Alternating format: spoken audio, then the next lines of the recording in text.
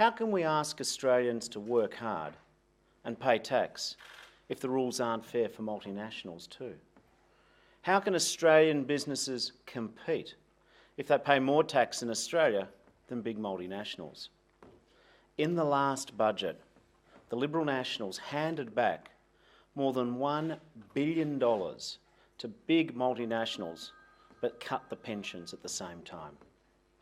In the last budget, they reopened the door for big multinationals to avoid paying tax in this country, but they put a tax on going to see the doctor.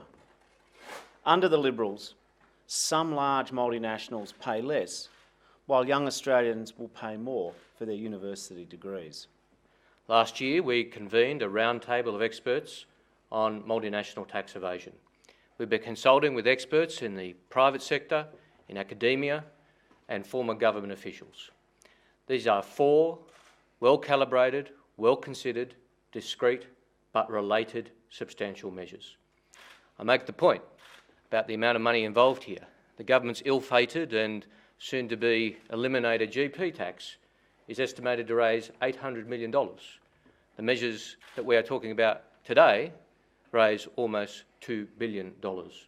This is a measure which is carefully calibrated, indeed quite unlike Joe Hockey's thought bubble of a Google tax, which could potentially have serious ramifications for our tax treaties.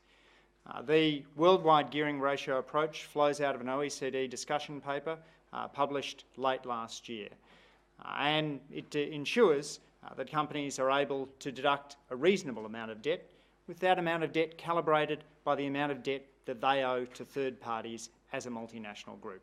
It's a fair approach, and it's an approach which is consistent with Australia's international obligations.